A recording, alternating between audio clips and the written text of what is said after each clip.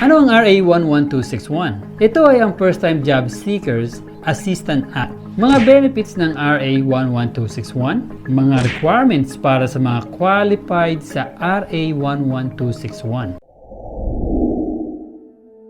RA 11261.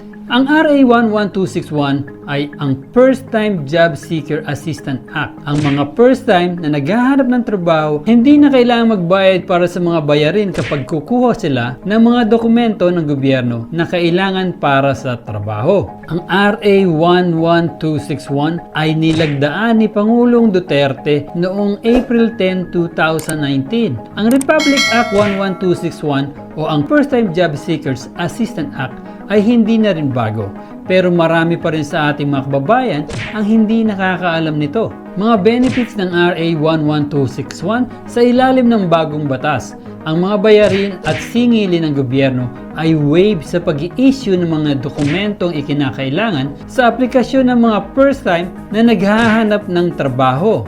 Napakalinaw po, para lang sa mga first time na naghahanap ng trabaho basta't magsumiti lang ng barangay certification bilang patunay. Sakop ng batas na hindi lamang ang mga fresh graduate kundi maging ang mga out-of-school youth. Kabilang sa mga dokumentong ito ay ang Police Clearance Certificate, National Bureau of Investigation Clearance or NBI Clearance, Barangay Clearance, Medical Certificate mula sa isang pampublikong ospital, Birth Certificate, Marriage Certificate, Transcript of Academic Records na in-issue ng State College and Universities, Tax Identification Number, Unified Multipurpose ID, UMID, at iba pang mga dokumentong kinakailangan na inisyu ng gobyerno na maaaring kailanganin ng mga employer gaya ng Certificate of Eligibility, PhilHealth ID, POEA Certificates, Mayor's Clearance, Marina Certificates, TESDA National Certificates, and Certificates of Competencies para sa mga talagang sumailalim sa proseso ng TESDA's Competency Assessment. Lahat ng ahensya at instrumental ng gobyerno, kabilang ang government-owned and controlled corporations, local government units, at government hospitals ay hindi dapat mangolekta ng mga bayarin o singilin mula sa isang unang beses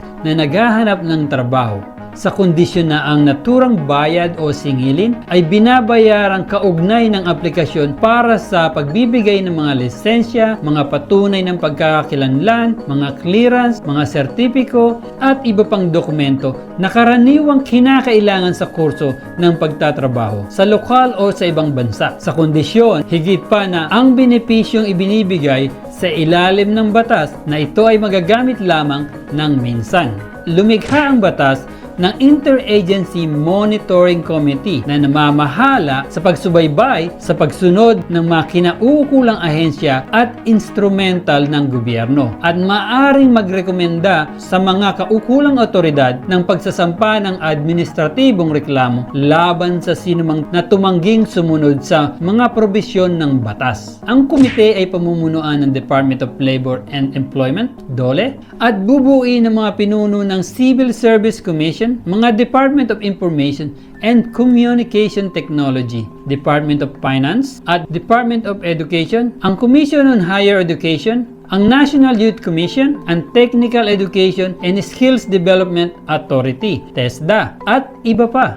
Paano kumuha ng RA 11261 form? Pumunta sa iyong purok, street leader, at kumuha ng katibayan na ikaw ay residente sa inyong lugar. Pagkatapos ay pumunta sa inyong barangay at mag-apply ng First Time Job Seekers Assistance Act RA 11261 Barangay Certificate. Kunin ang inyong First Time Job Seeker Certificate sa Public Employment Service Office, PESO. Ito ay isang non-fee charging multidimensional employment service facility o entity na tinatag sa lahat ng local government units, LGUs, sa pakikipag-ugnayan sa Department of Labor and Employment, DOLE, pursuant to RA number 8759 or the PESO Act of 1999 as amended by RA. Mga requirement para ma-qualified sa RA 11261. Ang mga beneficiaries ng RA 11261 Act ay dapat na Filipino citizen, first time na naghahanap ng trabaho, aktibong naghahanap ng trabaho, residente ng barangay na nagbigay ng barangay certificate ng hindi bababa sa 6 na buwan. Para sa kalaman ng lahat, ang Recruit PH ay may raffle tuwing may lalabas na bagong video. Mag-comment lang ng related sa video, stream every month bilang direct engagement ko sa mga subscribers at followers ko. Sigurado mag-i-enjoy kayo dahil ito ay punong-puno ng papremyo. Ang Recruit PH din ay may top fan of the month sa Facebook at siguradong panalo kayo sa papremyo. Dito sa Recruit PH, kami ay nagbibigay saya, travel experience, information at tumutulong kami sa mga kababayan nating Pilipino, lalo na sa mga OFW. Ito naman ang mga dokumentong hinahanap ng mga employer. NBI clearance, ito ay nagpapatunay na ang taong kinaukulan hindi sangkot sa anumang nakabimbing kriminal na paglilitis sa Pilipinas sa panahon ng pagsusumite. Sa pagkuha ng NBI clearance, kailangan mo ng 2 valid government-issued ID, kagaya ng UMID, passport, driver's license, birth certificate, authenticated by PSA, original copy. Kailangan magpakita ng barangay certificate bilang patunay na ikaw ay residente sa lugar ng higit na 6 na buwan at nagsasabi na ikaw ay first-time job seeker at makakakuha ka ng isang libreng kopya ng NBI clearance. Kung mag-a-apply online, pumunta sa kanilang website www.clearance.nbi.gov.ph. Mag-register at kumpletuhin ang mga required information. Double-check ang mga information bago i-submit.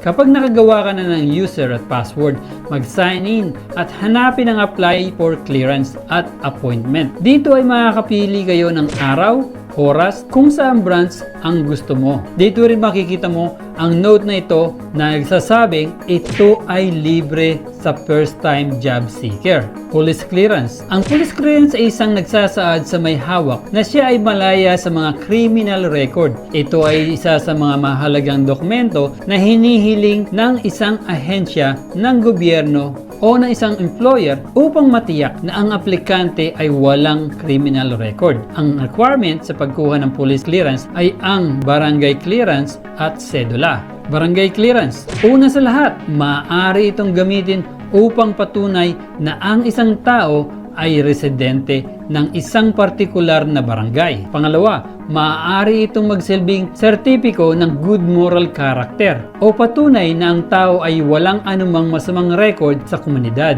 PhilHealth. Sa pagkuha ng PhilHealth ID, pumunta sa www.philhealth.gov.ph. Huwag kumuha sa araw ng Monday at Friday. Ito yung araw na maraming tao. At meron lamang 300 katao ang kanilang maaasikaso sa buong araw. Pumunta ng mas maaga para makakuha ka ng slot. Kailangan magdala ng Barangay Clearance Certificate, Social Security or Unified Multipurpose Identification Card. Ang Unified Multipurpose ID ay isang 4-in-1 identification card na magagamit ng mga Pilipino sa pakikipagtransaksyon sa mga ahensya ng gobyerno, katulad ng Social Security System, Government Service Insurance System, PhilHealth at Pag-ibig Fund. Ang UMID ay tinatanggap din bilang valid ID sa lahat ng iba pang transaksyon. Maaring ma-download ang UMID card application forms sa pamagitan ng website ng SSS. Paano mag-apply para sa iyong UMID ID card? Step 1. I-download at i-print ang UMID application form. Step 2. Punan ang UMID application form ng iyong impormasyon. Step 3. Mag-schedule ng online appointment sa SSS. Step 4. Pumunta sa SSS branch para sa appointment. Step 5. I-claim ang iyong UMID ID card. Social Security System, SSS. Ang nangangasiwa ng panlipunang seguridad sa mga manggagawa sa pribadong sektor. Ang Social Security ay nagbibigay ng kapalit na kita para sa mga manggagawa sa oras ng kamatayan, kapansanan, pagkakasakit, panganganak at katandaan. Para sa SSS, mag-download lang ng SSS mobile app. Taxpayer Identification Number, TIN. Ang Taxpayer Identification Number ay isang numero ng pagkakakilanlan na ginagamit ng Internal Revenue Service, IRS, sa pangangasiwa ng mga batas sa buwis. Ito ay ini-issue ng Social Security Administration o ng IRS. Kaya mga kabayan, kung kayo ay mga first-time job seeker o may kakilala kayo, please samantalahin ang napakagandang opportunity na ito dahil napakalaking tulong pinansyal dahil sa lahat ng mga dapat babayaran sa pagkuha ng employment requirements na ito ay libre. Tanging ang pagkain, pamasahe, ang oras nyo lamang ang inyong kailangan. Yun lamang po mga kabayan. Sana ay may panibago kayo natutunan. Please abangan ang aming mga susunod pang mga video at sigurado mag-e-enjoy at marami kayong matututunan. At kung may mga katanungan kayo tungkol sa ating napag-usapan, huwag po kayong mag-alangan na ilagay ang inyong mga katanungan sa comment section upang mabigyan po namin kayo ng kasagutan. Muli, palagi niyong tatandaan na dito sa Recruit, prioridad namin ang inyong kaalaman tungo sa inyong kaunlaran. Paalam, kabayan.